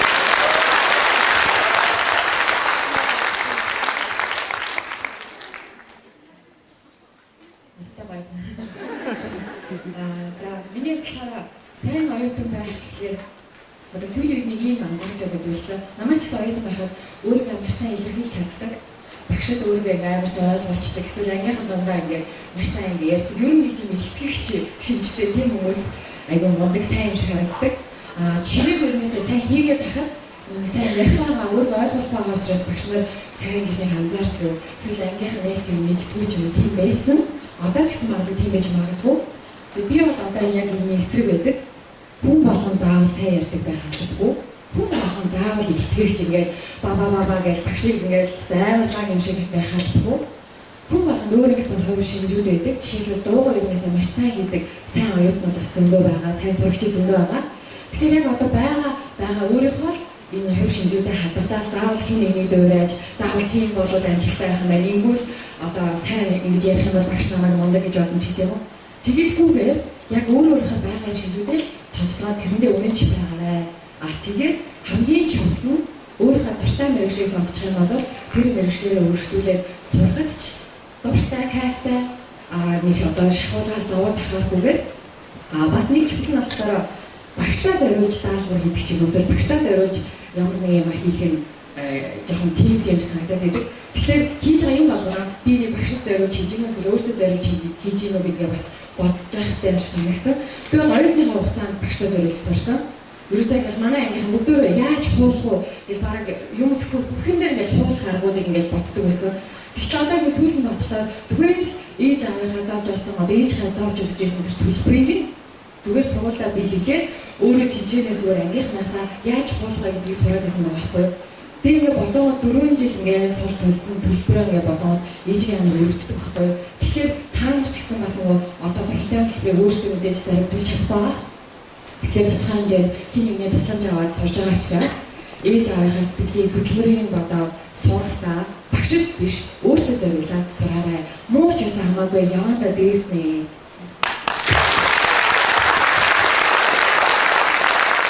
Тэгээд Монгол сурсан дээр үү гадаадд сурсан дээр үү гэж асуусан. Миний бодлоор хаач сурсан хамаагүй. Тэр сурж байгаа газраас юм сурч авч чадчихлаа аль нь ч сурсан яах вэ? Хамгийн гол нь Монголдоо сурсан мундаг хүмүүс зөндөө байна. Гадаадд сураад ирсэн мундаг хүмүүс зөндөө байна, таруу хүмүүс зөндөө байна. Монголд маань таруу сурсан хүмүүс ч аль аль нь байдаг учраас сурж байгаа газраас сайн хичээгээл сурч байгаа бол аль нь ч сурсан яах вэ гэж бодсон. Маш баярлалаа. Нэг хоёр. За үргэлжлүүлээд дараагийн асуулт маань та бүхний мэдих эморх шантрах бодлох гэдэг сэдв рүү бас орё гэж бодож байна. Тэгэхээр энд ер нь эморх гэсэн юм байна. Гарагтай дээр одоо асуултуудаа авдаг байхгүй мөрөдлийн гараан дээр зочдоос асуулт ирэх асуултууд гэдэг авангууд эморхоо яаж таван туулах вэ? Тиймэрхүү асуултууд маш ирдэг. Гэтэ манайхан гайг байх гэж бодож чинь ийм арга хэмжээнд ирж байгаа юм одоо залуучууд. Тэгэхээр ер нь зочдоос асуухад маань амьдралдаа ингээд хүн нэг бизнес хийгээд өөрийнхөө амиг хийгээд үзэнгүүт алдах шантрах тохиолдол зөндөө гардаг тийм үү. Яг тэрнийг нэг хамгийн олон байгаа хайлайт тэгээд хамгийн лагийг яриад хамгийн лаг фейлдсэн түүгээ хаалцаад тэгээд үргэлжлүүлээд тэрнээсээ та яаж ямар агаар гарсан бэ? Эсвэл хэн тусалсан бэ? Тухайн нөхцөл байдал ямар зүйл болж исэн талаар ярилцаад туршлагаас авалцаач уруулаа. За түрүү Монгол сурах гадаад сурахын тийм дотор харилцаа билээ. Ийм болсон шүү дээ. Одоо хүмүүсийн мөрөөдөд байгаа олон гадаадын топ сургуулиуд байна шүү дээ. Одоо Харвардаас ахуулаад MIT юу гэдэг олон сургууль. Энэ бүх сургуулиуд чи хичээлээ онлайнаар үн төлбөргүй заадаг болсон. Тэгэхээр дэлхийд дээр байгаа бүх хүнд биш дээ. Энэ дэлхийн тэр топ сургуулиуд сурах боломжууд бол бүгд нээлттэй болсон байна. За миний хувьд бол яг би зүгээр ажлын хажуугаар өөрөө бас ингээд энэ тийм шинэ одоо бас юмнаас хоцрохгүй тул хичээл аваа явдаг л би саяхан Санкт-Петербургийн политех гэж сургуулийн soft skills гэдэг хичээл одоо сууж байгаа нэг сар дуусна. Тэр бол онлайнаар компьютерын хартал сууж байгаа өөрөө ингээл тэр даалгаврыг бүгэлж өгөө тестийг даваад тэгээд тэндээс сертификат авч болдог. Даалгаврыг хийхгүй ч байсан болно. Тэгэхээр мэдлэгийг бол ерөөсөө сургууль сууж авах тийм шаардлага болсон байна. Тэгэхээр хамгийн гол асуудал нь юу гэхээр хүн болгон хэлийг биш төгс мэдэх хэрэгтэй байна. Хэлийг биш одоо англи хэлийг, япон хэлийг, ятад хэлийг герман гэдэг одоо топ 5-6 хэлээ шүү дээ. Энийг бол маш сайн эзэмшиж чадах юм бол та бүхэнд мэдлэг бол ерөөсөө грамматчин байгаа гэж ойлгож байна. Компьютер дээр болгоод юу бүртгүүлээ зүгээр онлайн ямар ч үн төлбөр байхгүй. Хэрвээ шалгалт өгөх юм бол тэр шалгалт нь ердөө $20, $50 ийм хямдхан болсон. Тэр $40,000 үнэтэй сургуулийг манай хэлтэй бол одоо мэдлэг маш одоо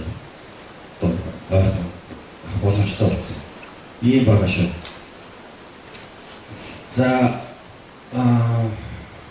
яг хөө эморх гэж байсан л да залуу. Одоо ч одоо тэгээд бас юу ер нь бол яг хөө ийм штэ залхуур л эморч залхууд мөн биз дээ. Гүйцэтгэв. Юу ч хийхгүй ингээд сэтгэл санаа ингээд бидний эморх чинь хүмүүс ч буруу ойлгоод байдаг юм шүү дээ. Тэгэхээр за яг хөө хямрах гэсэн үү те? Хямрах тийм. Хямрах. Эморх та. Бараа баштай цааваа байна. За яг хүнд бол хямрах чимээ тэгэл янз бүрийн ийм олон ийм одоо сэтгэл зүйн хэрэгцээ гэж байдаг байхгүй. Ер нь бол шүү хүний биш одоо сэтгэлийн одоо эмоц төр сэтгэлийн 27 төрлийн эмоц байдаг. Одоо хэрэгцээ, эмоци хэрэгцээ байдаг. Тэр хэрэгцээний 22-ыг Facebook хангадаг байхгүй. 22-ыг Twitter 18 над, Instagram 12 над. Тийм учраас энэ платформ учраас биш үү? Хүний тэр сэтгэл зүйн хэрэгцээг хангаад байгаа учраас дэлхийд ингэж хүчтэй тархаад байгаа байхгүй юу? За жишээ нь энд бол хүнийг муулах хэрэгцээ гэж бас байдаг гэж байна. Хүн ингэ заавал нэг хүнийг муулж хийж ингэж энэ өдрөөс та ийм Нана гэдэг байхгүй гэдэг. Тийм одоо цаанаасаа сэтгэлийн одоо юу гэдэг таашаал авч иж таашаач гэдэг тэр гаргаж иж тэр нь одоо тайвширдаг юм тий. За яг түрүүчийн тэр хямрах бол одоо тэр 27 хэвчсэн нэг нь واخхгүй ер нь бол хүн ингээ харахаар сайн ингээл бүр үзэж биороо буцаж юм шиг сонир болоод ч тийм хүн чи ер нь хүн юм аа тийм үү ямар учиртай. Тэгэхээр бүх зүйл нөгөө далаа башилдаг шүү дээ. Бүх зүйл төр зураг шүү дээ. Та ч өөрөө ч гэсэн төр зураг шүү дээ гэсэн. Тэгэхээр цаг хугацаа бүхнийг эмчилэх болохгүй. Ер нь бол тийм учраас энэ дээр бол яг EQ гэдэг нэг асуудал яриад тийм EQ тийм emotional intelligence гэдэг. Энэ одоо EQ өндөртэй хүмүүс бол одоо тэр сэтгэлийн янз бүрийн тэр давлгаа янз бүрийн айгуу сайн гэдэг даваад гарчдаг.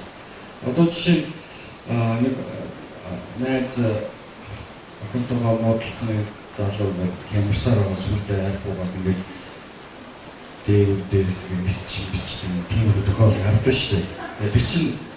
Тэр чинь айгүй EQ муутай байхгүй EQ айгүй муутай өөрийнхөө тэр сэтгэл хөдлөлийг удирдах чадахгүй байхгүй. Тэгэхээр хүний карьерд бол хамгийн чухал зүйл бол IQ гэхээс IQ гэж яриад байгаа шүү дээ.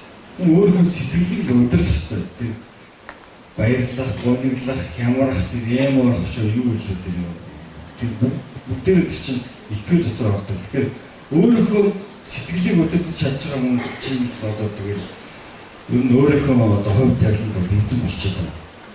Иймэрхүү тайлбар байна.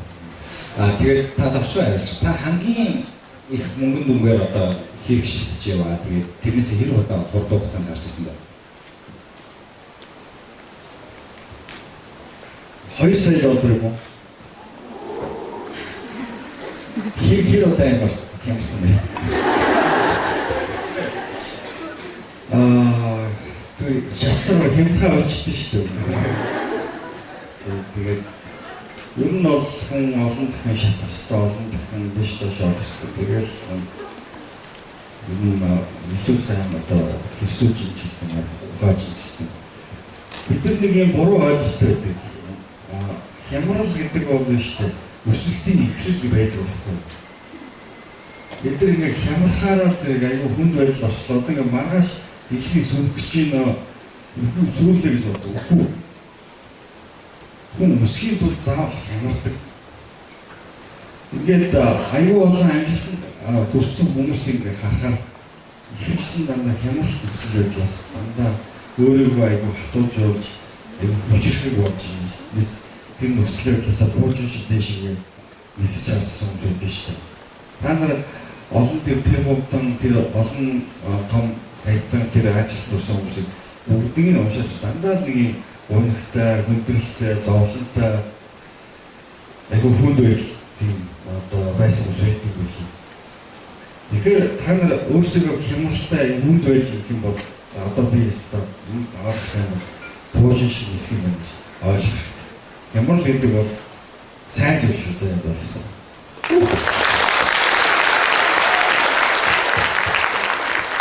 Мэнгийн фрэнд залчууд зондолчаад ямарч байгаа байлаа. Бичмээ те. Асуурахта баяр мэдээ байна.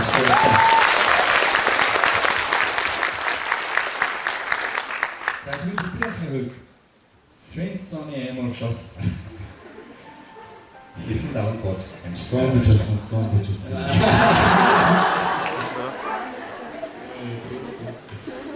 За окей. Тэгээ би онцгой ахтаа бол 100% санал нийлж байна. Бараг надад бас айгүй гоё юу урмын санагдчих. Би бас гоё ямарч байсан сүлээ. Тэгээ нэг юм ойлголтыг би бас энэ Америк сурч байгаа хүмүүстэй авч ирсэн л та. The new normal гэдэг үг. The new normal гэдэг үг. Бидний нормалны гэж боддог хэмжүүр байг өөрчлөгдөж байдаг. Одоо юу ч үгүй юм гэсэн. Одоо юм биш үү? Чи хөл бөмбөгийн бүбгийг өшөглөд 50 м-т өшгөлдөг байсан бол тэр бол айгүй нормалны чиний хамгийн дээд чадвар байсан. Гэтэ чи зодуусаар хагаад 100 өшгөлдөг болчихвол тэр бол чиний new normal гэхгүй. Тэгэхээр чи одоо яадаг чинь одоо чинь онцгой ах шиг би 2 сая доллар байсан байлаа гэж бодоод алдсан байлаа гэж бодоод би бол миний new normal бол амар өөр төвшин гэж бохгүй. Одоо миний яг normal бол миний бодлоор нэг 50 сая төгрөг л авах гэж бодож байна. Би 50 сая төгрөгийн шатлалтын MR-ыг бол төвчиж болж чадах баг, давж идэх баг. 2 сая доллар тэр бол new normal болно. Тэгэхээр бид бүхэн нөгөө зовлон улам их үүсэх тусмаа улам их ингээд MR-ийн нөхцөлөд орох тусмаа бидний ингээд яг хэр аргийн ямиг тоохгүй болно гэдэг чинь тийм болоод идэг. Тэгэхээр та бүхэн магадгүй нэг ингээд өөрийнхөөс үзээгүй зовлон ингээд үзэж явах үедээ та бүхэн бодож явах хэрэгтэй. Энэ бол зүгээр л дахин нэг new normal сонголтын нас гэж юм шиг. Сантиметр илүү сундаг болж байгаа. Тэрнээс цаашаа байгаа гэдгийг бол бодож хэрэгтэй. Тэгээд надад нөгөө юуны шүлэг таалагдсан шүү дээ. Дууны үг гэдэг чинь бас гүр азахын шимэрчил байг бороо юм чинь сэмэрчил байг сэтгэл хэмжигээ. Энэ бол яг айгүй нормал байхгүй.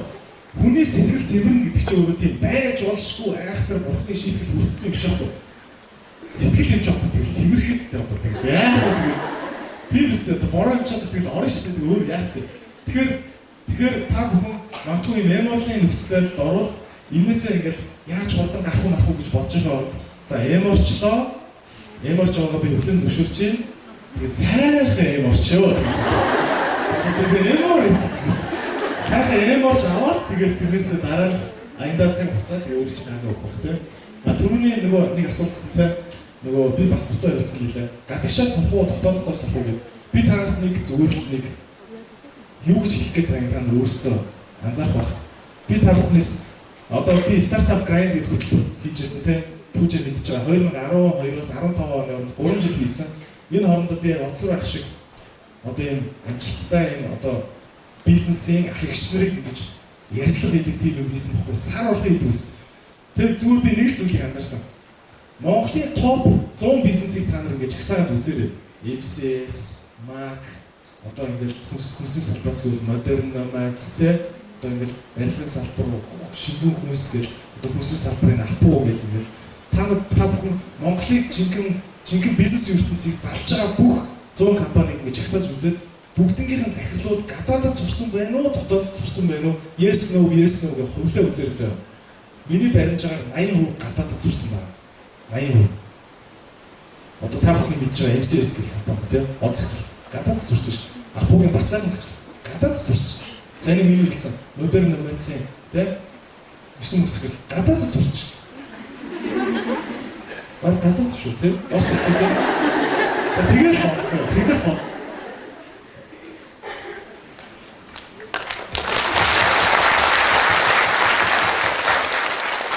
За тэгвэл манай дэлгөөний хувьд ер нь амар гэж юу хэрэг амарч байв амарлаас гарсан хөшлөөдөөс оролцож. За энд ирсэн хүмүүс ингээ харсан чи дийлэг нь эмэгтэй хүмүүс байна. Эмэгтэй ч юм араа өртөө. Гайгүй шүү. За эрэгтэй ч юм. Тэгээд угаасаа судалгаа нэг ирсэн байлаа. Эмэгтэйчүүд эрэгтэйчүүд илүү амардаг гэдэг. Яг сэтгэл санааны хувьд бол илүү эмзэг байдаг учраас хамгийн хямархан хямардаг сэтгэлээр ундаг юм байна лээ. Угаасаа тийм шүү дээ. Тэгэхээр одоо миний хувьд бол харьцангуй хамгийн ямарч ирсэн байхыг энэ сууж байгаа юм. Ямарч ирсэн гэдэг нь бодлоо та ингээд хамгийн ямарч ирсэн тэрнээс яаж гарч ирсэн бэ гэдэг өөрөө зүгээр ингээд бодоод битсэн чинь за ингээд хөнгөн хэлбэрийн ямарл бол ингээд ийм ямарл байгаа. Магадгүй та нар ялгамж магадгүй. Одоо нэг 2 жилийн өмнө юм байна. 2 жил гарсан юм. Ингээд Instagram ороод Facebook оронгууд ингээд гой юм ихтэйчүүд гой хувцастай ингээд гой амар гоё бийтэй ингээд таглаа ингээд юм хичээл тим ажил маань тэглээ тэгээд юмудаа постлдог. Тэрийг үзэл өөрийн мэдлэгнийг мэдхээр нь атаархагч болсон ингээд ямар гоё ингээд өөрийн мэдлэг хажуудаа байгаа аз жаргалтай амьдралаа баг ингээд мартцсан. Тэр хүний өмнөөс ингээд яг тэр шиг амьдрахын сайн тэгээд баг боддог. Яг тийм юм ингээд нэг хэсэг автаа. Тэгээд ингэсээр бол нэг сошиал дандаа юм гоё юмуд үзсээр байгаа. Ингийн өөрийнхөө амьдралыг харахад ингээд сошиал гоё амьдралтай өөрийгөө ингээд харьцуулаад зүгээрээс мөрөөрөө аа ингээд амьдралаа ингээд зовлонтой хэцүү юм шиг бол агчиж байгаа. Тэгээд тэрэндээ ингээд амар эмор бол ёо би юу яаж амьдраад байгаа юм болоо гэх. Энэ бол миний хөнгөн хэлбэр амар гоё та. Тэрнээс би яаж гарсан бэ гэхээр за эдгээр ерөөсөө уусаа би эдрийг ерөөсөө анфоллоу хийлээ. Уусаа аут хийсэн чинь бүгдийг дахаа байлаа. За ингээд сэтгэлийн зовлон жоохон өнгөлцсөн. Тэрийг байжснаа ерөөсөө хүн зөксөө зайгүй ингээд өөрийгөө хөгжүүлж шинжилж явах хэрэгтэй юм байна лээ.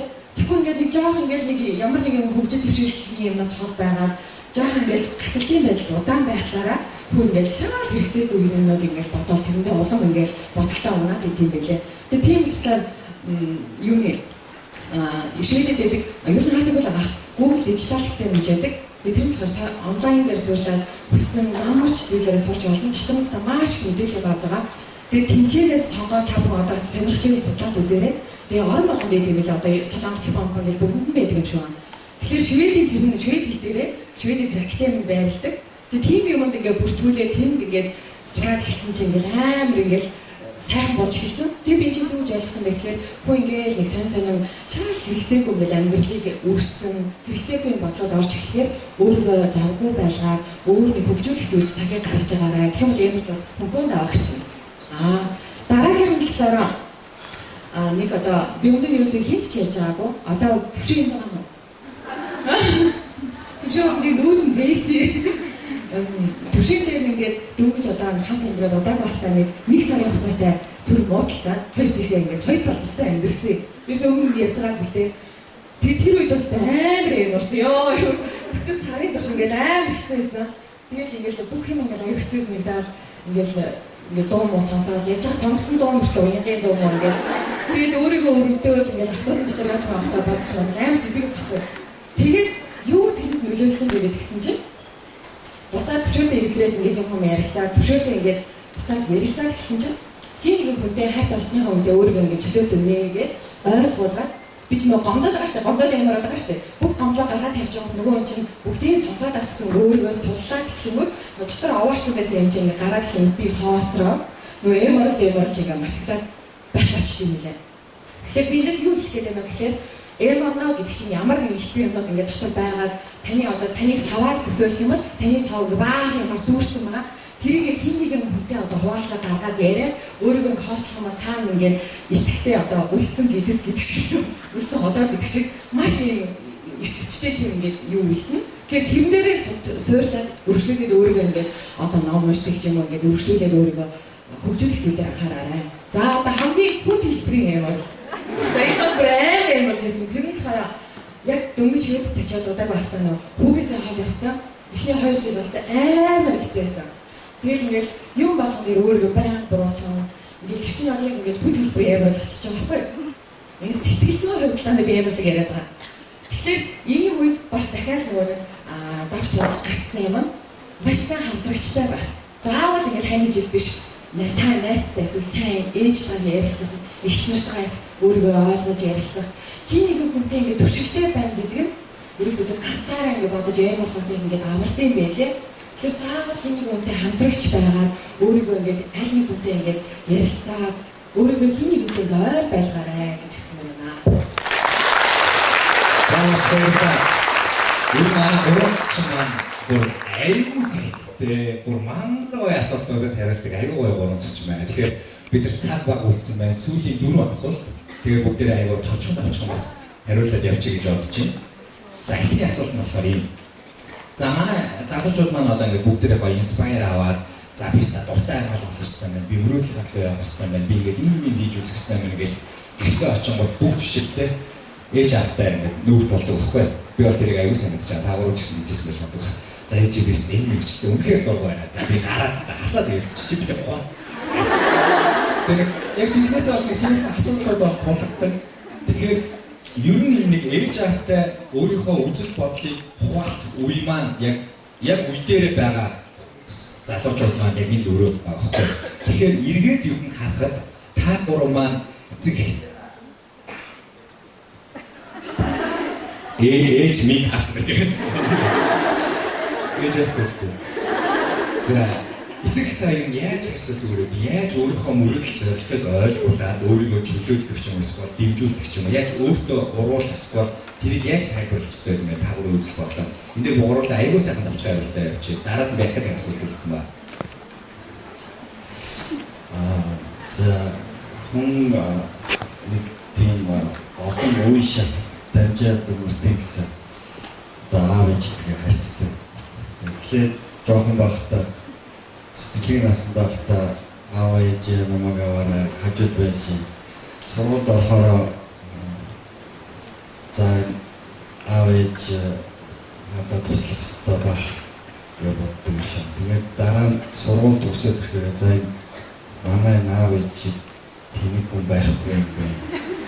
Эсвэл сургууль төгссөний дараа би ер нь буруу бодож ирсэн юм байна.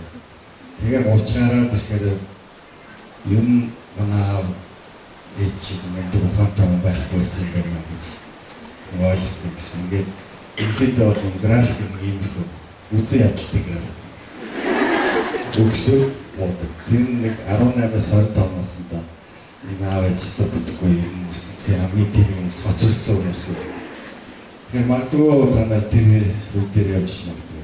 Тэгэхээр цаг хугацаа өнгөрсөн та нарын буруу гэдэг нь ойлгомжтой шүү дээ. Тэгэхээр аав ээжтэй хүндэтгэлтэй сайхан харьцах хэрэгтэй болов уу гэж бодож байна.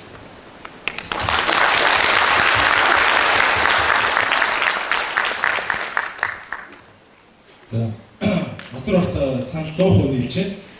Аав ээжигээ бол ямарч хүндлэх ёстой. Тэгээд ер нь миний зүгээр нэг энэ статистикийн хувьд биш шүү. За зүгээр нэг амьдралын ажиглалт шүү. Ингээд айтайхан явж байгаа хүмүүсийг хараад тахаар ер нь аав ээжтэйгээ айгүй тийм сайн ярьж чаддаг хүмүүс үүд шүү. Анзаарах тэр тусмаа ерөөдөө бүр тэр зөвхөн бүр ээж шиг.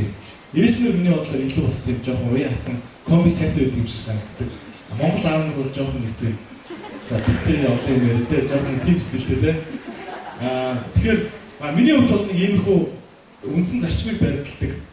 Чамд хэрэгтэй юм хизээж 100% чамд таалагдахгүй байхгүй. Тэгэхээр чамд мангар хэрэгтэй хичээл чинь чамд 20% нэг таалагдахгүй байх окей байхгүй. Тэгэхээр та бүхэн нэг юм маржин гэж ярьдаг те нэг юм юу аваад нэг запас 20%-ийг байг хадгалж байгаа хэрэгтэй. Та бүхэн 10 хичээл авдаг бол нэг 2 нь шаал тэрийг анги багт бол тэр бол окей сургуулахгүй ерөөхдөө. Тэ болиг бүр инженерингийн хувьд бол бүр 30% гэж авдаг шүү. Ер нь бол яг нөгөө та бүхэн би зүгээр нисхийн инженер болохоор нэг инженерингийн ойлголт өгөх гээд байна л та. Жишээ нь онгоцон дээр та бүхэн юу гэдэг чинь онгоцон дээр та бүхэн 10 тонн ачаа ачиж болно гэдэг онгоцон дээр заавар дээр нь бичсэн байгаа бол инженер тэрийг цаана зохион бүтээхдээ хамгийн багадаа 13 тонныг даахаар юм бүтээдэг байхгүй. Гэхдээ хүнд юмыг аж бүтгүү 30% тэнэгдэж магадгүй гээд 10%-ийн 10 тонныг даашгүй гэж бичсэн байдаг байхгүй тийм. Орос онгоцон дээр энэ бол бүр 70% маржтай байдаг. Зарим онгоцон дээр за мэдээж яг нэг цэргийн зорилттой онгоцнууд дээр шүү дээ. Дайн цэрэг дайны үед бас ингээл яарал юм ачихгүй байна шүү дээ. Тэгэхээр та бүхэн юм болгоныг нэг маржтай бодож байгаа ч нэг юм запастай тийм. Тэгээ ээж автраа тэгж ирсэн байна гэдэг.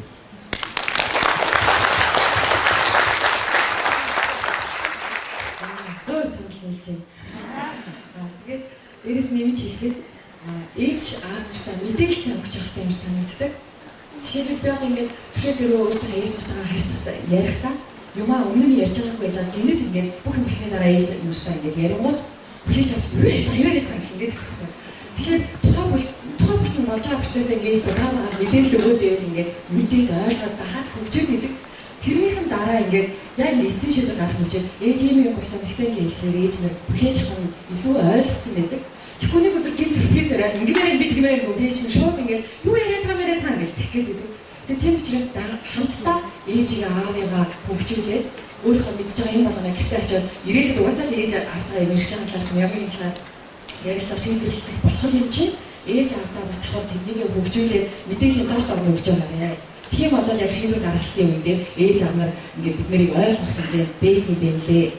Хоёрдугаар талаараа ээж аав нартаа би бол өөрөө ингээд ийм бүхэн өөрөө хариуцсан хийж чаднаа. Би хариуцлагатай хүн гэдгээ ээж аав нартаа батлах хэрэгтэй юм санагдсан. Тэгэхээр тэрийг ингээд том зүйл дээр батлах биш. Жижиг зүйл дээр ч гэсэн өөрөө ямар хариуцлагатай ээжийн даалгасан, аавын даалгаж гэсэн зүйлийг маш хандлагатайгаар жижиг амьдчсан хийгээд хавлцсан байхад дараагийн ингээд аав ээж нар чиг мэрэгчлээ сонгоод эсвэл ямар нэгэн газар ажилд ороход хажуунаас нэг чи гэж хахгүй замаа нөгч чадах юм даа чаддаг юм даа ч гэдэг юм. Тийм юм итгэлийн суучдаг юм байна лээ. Тэгэхээр ээж аавынхаа итгэлийг нь олохын тулд жижиг зүйл дээр ч гэсэн анхаараарай. Гурав дахь нэг хамгийн чухал зүйл бол бидний ээж аав нар мөнх байхгүй. Тэгээд тодорхой хэмжээнд ингээд бид нар ээж аавтаа одоохондоо ингээд сүлдөө би ингэж сурмаараа би тиймээрээ ингэж бид нар өөрсдөө бүсгийн айгүй нэгт ярьдаг штеп. Гэтэл нөгөө нэг цаг хугацааж өөрөө ингэж барьцгүй хүний ээж аав чинь ингэ яач магадгүй байдаг. Тийм учраас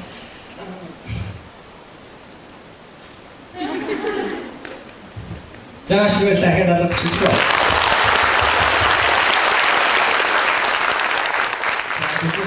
100% санал хийж чинь тэгээ би энэ дээр бас за би нэг хөдөлгч нэг товчхон зөвлөгөө өгч заяа. Нөгөө нэг мэдээлэлээр байн хангах гэдэг дээр би бол 100% санал хийж байгаа. Яг миний амьдралаар тохиолж исэн зүйл стартапын ертөнц рүү ингээд ороход бол ээж бол 100% тэр үед чинь стартап явах ярьсан чинь юу үлээ миний хөөж авч байгаа. Тэгэл яг ийм юм хийдэг ингэдэг гингүүд чинь яг өөрийнх нь тулсан амьдралаас минь намайг явуулна гэжсэн амьдралаас нь тис сондоо зүйл байсан.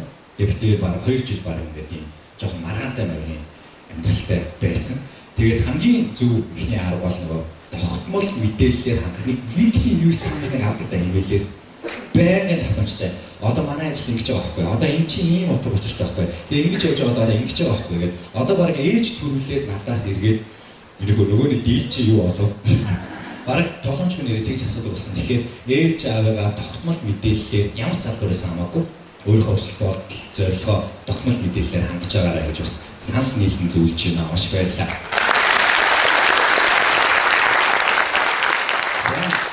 За дараагийн товчхон асуулт энэ бол энэ асуултыг асуухгүй болтгоо сошиал медиа гэдэг зүйлийн тухай асуулт байна. Тэр үдэн энэ талаас харах юм бол би одсон ахыг Facebook дээр, Twitter дээр амар байдаг юм бол мэднэ. Маш зэгцтэй мэдээллүүдийг уншсан мэдээллүүдээр боловсруулад мэдсэн зүйлсүүдээ ингээд Facebook дээр тэрийгэ бусдтай хуваалцдаг. За эдрийнхээ хувьд бол Instagram-аар бүр одоо топ 1 рүү орчих юм уу та. Тэр хавцаа тиймсээ. Дэлхийн хувьд бол YouTube-ийг бол хатгсан. Гэвч яг 3 яг сошиал медиагийн төлөөс сууж юм. Тэгэхээр асуултанд дундаа 2 асуултаа. Та яагаад наад платформ ашиглаад нэг хүний платформыг муулж байгаа шүү дээ. Тэр платформыг ашиглаад тийм зүйлүүд дээр итгэвтэй байгаад байдаг вэ?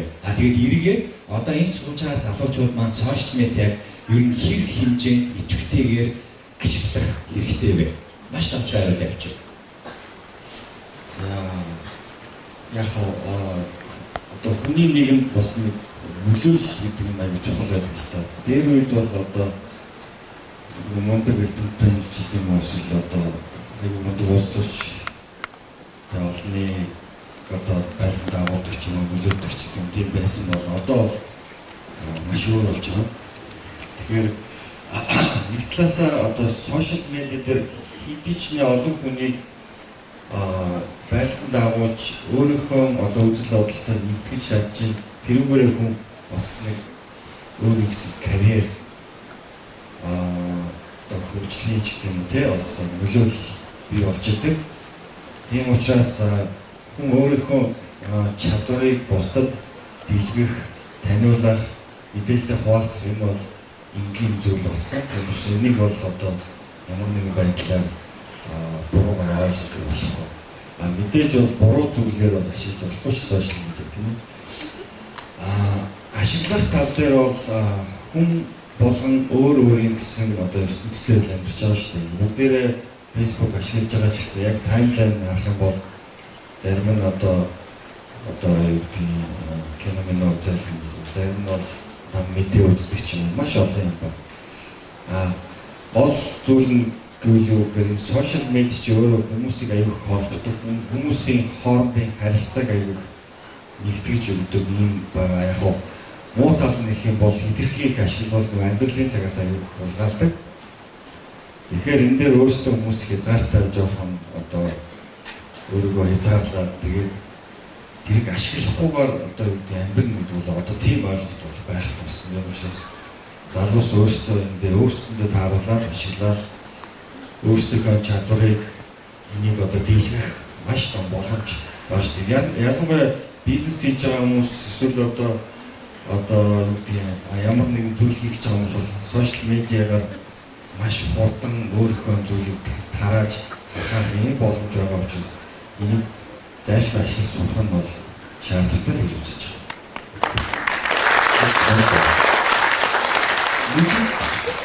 Инфлюенсер гэж ярьдэн шүү дээ, тийм. Хүн болгон нөлөөлөгч болох хэрэгтэй юу? Хүн болгон нөлөөлөх болох боломж байхгүй. Тийм боломж байдаг.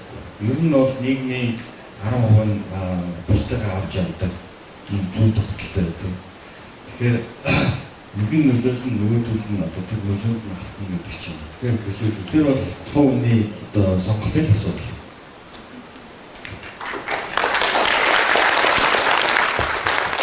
За эдрэх Instagram. За окей. Би дахиад yes no ингээд задрахтай ярий за. Нэгт нь хүн сошиал медиа хэрэглэх хэрэгтэй гэвэл yes. Яагаад вэ гэвэл нэгт нь мотивац авна бас бусдыг ямар байна нөгөө харна муулна гэдэг шиг юм эмоцийн хэрэгцээг хангана. Гуравт нь найзуудыгаа ингээд байн буцаар ирж чадахгүй болохоор найзуудыгаа хаана юу явж байгааг өөрийнхөө хүрээллийг байнга мэдээлэлтэй хүрээлэлтэйгээ ойрхон байна. Дөрөвт нь болохоор яг цэвэр хэрэгтэй мэдээлэл авах гэдэг утгатай. Одоо чинь яг л CNN-ийг дагдаг бол тэрүүгээр л авна те. Байгалийн түүхийн музейн сайтыг дагдаг бол тэгэл яг динзааврын тухай унших гэсэн. Тэгээ яг энэ шиг юм наривчилсан өөрийнхөө төрлийн мэдээллийг авах зөвлөгөөр ингэж хийж байна. За энэ бол private хэрэглээ. Social media private байдлаар ингэж хэрэглэнэ. Зарим хүмүүс бодож байгаа. Ямар үед би social media-га private байлгаад ямар үед нь олон нийтэд нээлттэй public болох вэ гэдэг чинь. За public байлгахаар ийм аюултай. Нэгт нь social media дээр одоо алуурчин ч байж магадгүй. Бүм гэдэг шүү дээ. Ялангуяа эмэгтэй хүмүүс айгүй ахбаасна шүү дээ. Би ийм кофе шопт яг одоо сууж нэгч маань явцсан байгаа. Уцсны маань код гэдэг яриад байх хэцүү шүү дээ. Тэгээ бид нар хувийн мэдээлэлтэй амар болгоомжгүй ханддаг. Тэгэхээр нэгдүгээр аюулгүй байдлын хувьд айгүй эвгүй. Хоёрт нь хувийнхаа нууцыг олон хүнд дэлгэх бол ихэндээ гоё байдаг. Ихэндээ айгүй олон хүн чамайг сонирхол, хувийн чинь амьдралыг сонирхол, энэ юу бүчээ ханаас авсан, тэр гутал чи юу юм? Ямар тус сэргэлтгий ингээл чи тэнгууд гэртээ ингээл ганцаараа ингээл лайв хийгээл гэдэг те.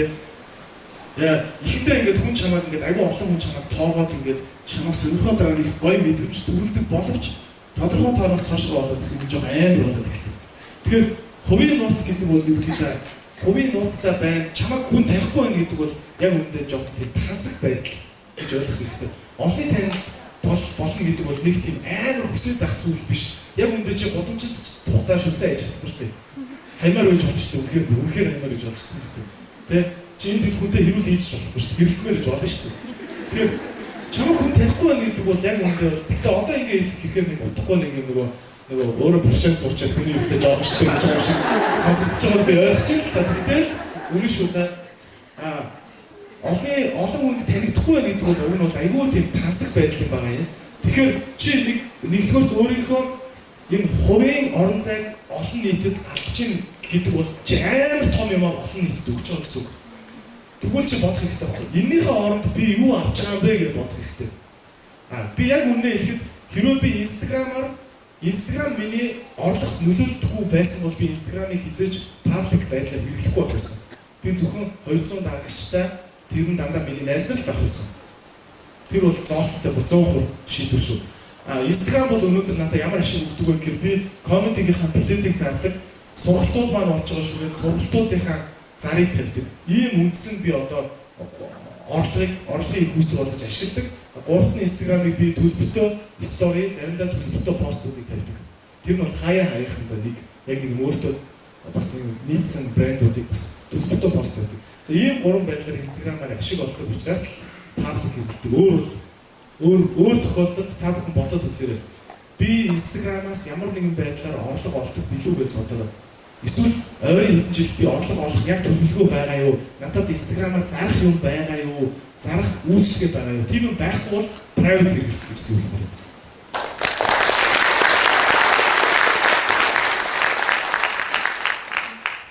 YouTube дээр яагаад идэвхтэй байдаг вэ гэх ихний асуулт нь болохоор YouTube дээр идэвхтэй байгаа. За ганцхан YouTube гэлэхгүй ерөн сошиал дээр идэвхтэй тийм. За идэвхтэй байдаг шалтгаан нь болохоор нэгдүгээр одоо хамгийн анхны зорилго бол мэдээж би өнөө гэр бүлтэй байж байгаа салжсэн. Тэгээд дараа нь ингээд хоёр дахь амьдралаа эхлүүлсэн учраас яг ингээд олон юм нийлэх болох хэцүү. Яг л хүмүүс ингээд доор амар дормжлон үгүй чи одоо ихний амраа гэж одоо хилэн их дагуулна. Зүгээр энгийн хин нэг бодвол илүү их одоо дормжлол ч юм уу эсвэл одоо урдах юм их дарж ирнэ. Ялангуяа хүүхдээ хүн бүр хэцүү. Хүүхд маань одоо ингэж харж байгаа хэрэгтэй тэмдэж гэдэг юм. Энийг би яг ингэж ашигласан байх гэхээр эргүүлээ хүн маань ирээдүйд одоо нэг Facebook альвижээ хэрэглэж болсон. Ээж маань үзэж байгаа, хамаатнууд маань байгаа, гэрчнэр маань байгаа. Ингээд миний найз нөхдөд эргэн тойрны нөгөө хайртай дотны хөндлөж байгаа хүмүүс маань харж байгаа учраас нэгдүгээрт би ингээд ингэж амьдарч болж байна. Амьдрал маань ингээд сайхан явж байна гэж харуулахыг хичээсэн байхгүй. Тэгээд тэр маань ингээд сүлдээ явсаар байгаа. одоо ийм юуны хэмжээнд хүрсэн. Нөгөө тэгвэл Facebook ялангуяа Facebook дотор одоо нэг сөрөг мэдээлэл дэндүү хийдэг гэсэн. Facebook ингээл хоног ялангуяа шийдэл дагаад Монголоос надад үзэх юмуд ингээл баахан ингээл улс төрийн юмнууд тэр тэгжээ эсвэл ийм хэрэг гарч байгаа хүүхдийг тэгж ингэж яасан гэдэг амар хэрэгүүд гардаг. Тэгтэл сошиал дээр болохоор ингээд арай эрэг ч юм уу арай нэг өөр сонирхолтой зүйлийн талаар хүмүүс нэг тэрийг ингээд шеэрлдэггүй явдггүй. Бусад тэр нөө бараа юм дээр ингээд амар Facebook руу оронгууд мэлсэглэр хямраад гарч ирэх жишээ тийм байсан. Тэгвэл өөрөө ирэхгүй ингээд бацаа. Миний хүүхд Facebook хэрэглэгч болж байгаа. Эсвэл миний найз нар, миний ээж бүгд өөрөө ингээд Facebook хэрэглэгч. Би өөртөө өөрөө ороод Facebook-аас аваад гарч байгаа юм ийм. Тэгвэл ялгаа ахгүй Facebook, YouTube, Instagram энэ бүх орон зай. Instagram бол хайрцаг байгаагүй. Тэгвэл ийм орон зайд чинь тодорхой хэмжээний арай нэг өөр зүйлийн мэдээллүүд оруулсан болж байгаа бүтэж байгаа хүмүүсийн ярьцлагууд ч юм уу тийм зүйлүүд бас заашгүй байх хэрэгтэй.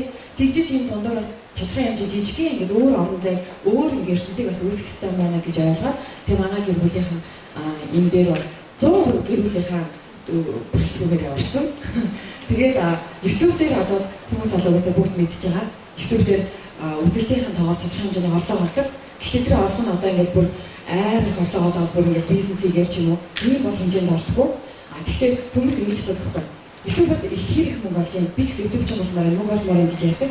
Тэгэхээр нөгөө хаанаас хэн үзэж байгаа вэ гэдгээс бас их шалтгаалаад байдаг.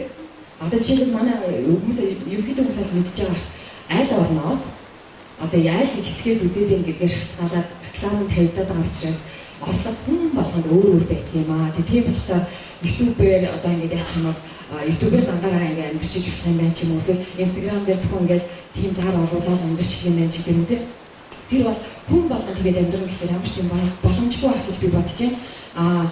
Юуны YouTube-ийн харин давуу тал нь гэвэл YouTube дээр харьцангуй Facebook-ыг бол залуу хүмүүс хөвшлэн байдаг. YouTube дээр хөшин хүмүүс бол тийм их байдаггүй юм лээ. Дунд хэргийн насны болон залуу хүүхдүүд бас маш их гэдэг юм лээ. Тэгэхээр тодорхой хэмжээнд одоо энэ сууж байгаа хүмүүс байвал бид нар бүгдөө өөрсдөө нөлөөлөгчд байж чаднаа.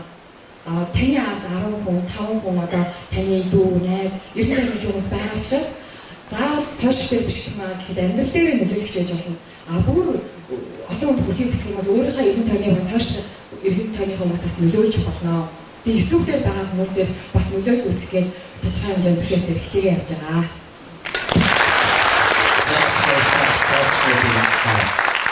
Асуулттай үнцгүүдийг харуулж чадлаа гэж бодож байна. За ингээд сүүлийн асуулт та гураас асуулт нь. За энэ манайх маань ингээд одоо сургуулаа төгсөөд мундаг болоод ажлын тавцан дээр гараад та гурав хүрээд ирнэ. Нэг хэдийн одоо удахгүй нэг 2-3 ажлын дараа шижигсэн залуучууд ингээд мужигнаад ороод ирнэ та нарт. Ер нь ингээд ажил дээр 10 хүн байлаа гэж бодож жишээ ярил л та 10 хүн байлаа гэж бодоод оцрон ах чинь яг ямар хүний ажилд сонгож шалгуулж чадсан юм бэ? Мэдлэг уур чадвараас нь гадна хандлага гэдэг зүйл нь чухал биш үү? Та ямар хүн ажилд ордог вэ? Бараг товчхондоо бараг тэгж асуултаа байна л та. Энэ дээр бүгдээ товчхон хариулаач. Нэгдүгээр ажил их сольж байгаа юм бол тийм. За хоёрт нь хамтран хардаг. Хүн айгуу тууштай байх хэрэгтэй. Тэгээд дээрэс нь мэдлэггүй байж болно. Хүн мэдэхгүй байж болно. Хамгийн гол нь хүсэл эрмэлзэл маш дүүрэн байх хэрэгтэй. Ирч хүчтэй байх хэрэгтэй. Ирч хүч энерги гэдэг бол маш чухал зүйл л дээ. Яг би хувьдаа бол ингэж боддог юм. Манай одоо энэ цөөхөн энэ 3 сая хүн бидний бас арай жоохон илүү том мөрөөдөлтэй илүү одоо энэ глобал нийгмийн шин дэлхийн Монгол хүмүүс болох ёстой болов уу гэж би боддог. Ялангуяа бид нар одоо англи хэл бол маш залуус маань энэ шаардлагатай чухал байна л да. Тэгэхээр хурц болдгоо амжилт гэж ер нь бол байдаггүй. Би их олон талаас нь судалсан. Энэ би судалгаа хийдгэлтэй тэгээд их олон эрдэмт судлаач багш нартай их уулзсан. Тэгээд амжилт гэдэг бол ерөөсөө хүн-хүнтэй шууд өөртөө 100% хамааралтай зүйл гэдэг. Тэр гадаад орчноос ерөөсөө маш бага хамаардаг. Яг хоо дурдаад ярих юм бол маш олон юм байна л та. Гэхдээ 10,000 цагийн хуулийн стандарт сонсон баг тийм. Аливаа зүйлийг хүн 10,000 цаг яг тэр хийсэн зүйл нэг л зүйл шүү дээ. Давтаж чадах юм бол дэлхий дээр номер 1 болох тийм боломж үү. Энэ олон сагсчдгүүл хүмүүчүүд, энэ олон спортын орлогынхаа, энэ олон эрдэмтэд, судлаачид, бизнесмэнүүд хүмүүс ерөөсөө өөрийнхөө сонгосон дэр замдаа ерөөсөө тууштай өнөж бат төвчээртэй зүтгэж чадсан хүмүүс амжилтанд хүрдэг. Хүн болгон заавал тэр бомтон болох албагүй. Гэхдээ хүн сайхан амьдрах ёстой. Сайхан амьдрахын тулд хүн ямар өстой тууштай өстой. Хийж байгаа зүйлдээ эзэн болох ёстой. Тэрэндээ итгэлтэй, итгэдэг байх ёстой. Өөртөө итгэдэг байх ёстой. Тийм учраас 10,000 цаг гэдэг бол ингээд яг өдөрт нэг 3 цагаар бодоход 3 жил, 3-5 жил очиж байгаа. 5 жил явц. 5 жил гэдэг бол шууд өнгөрдөг хугацаа шүү дээ.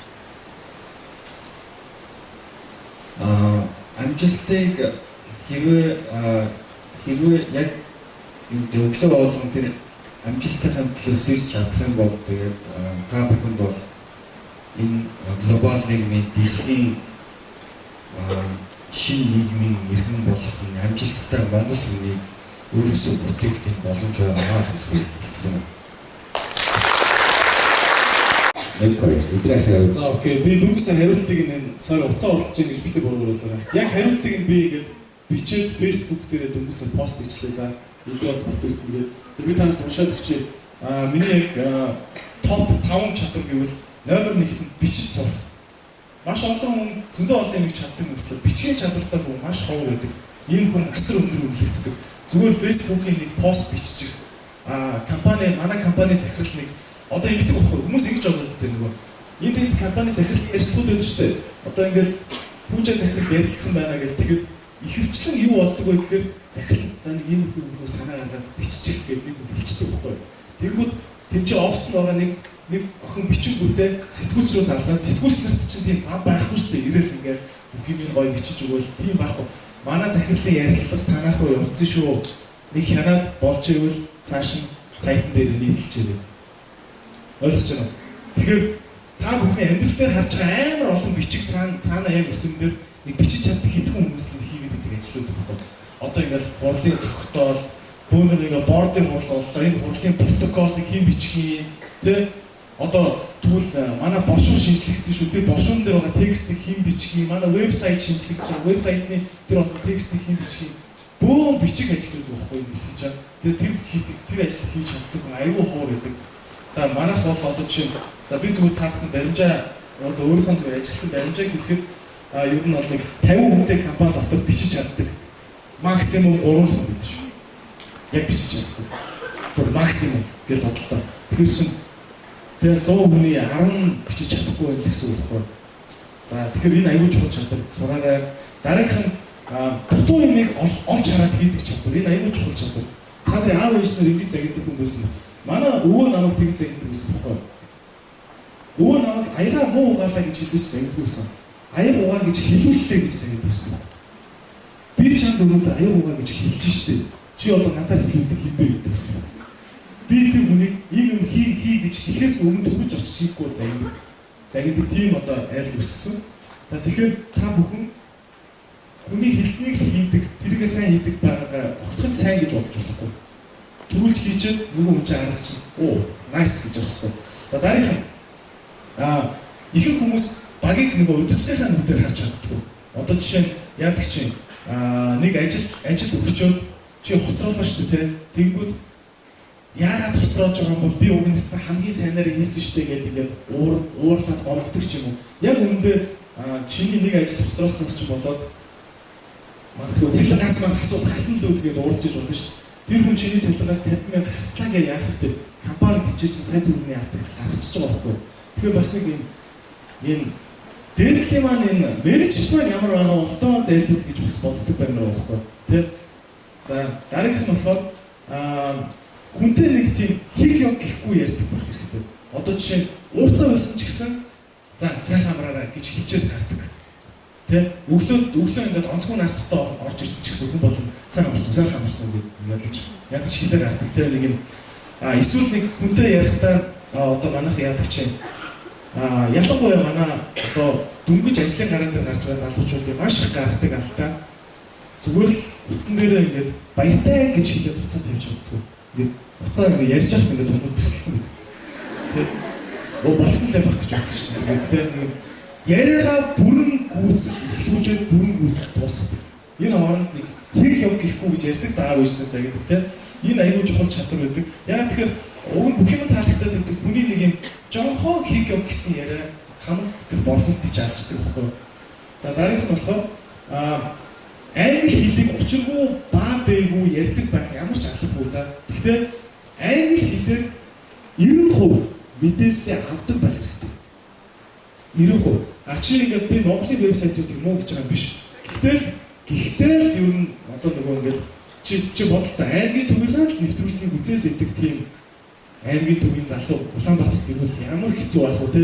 Тэрдээ л адилхан шүү дээ. Чи Улаанбаатарынхаа л мэдээг ингээд Улаанбаатарынхаа сайтаас үздэг байвал ямар байх вэ? Хүний харах үнцэг ярьж байгаа яриа тэгэл жоо сонирхол болно шүү дээ. Тэр ийм мэдээ юм анхаараа миний вебсайт юу Facebook хуудсан дээр байгаа шүү.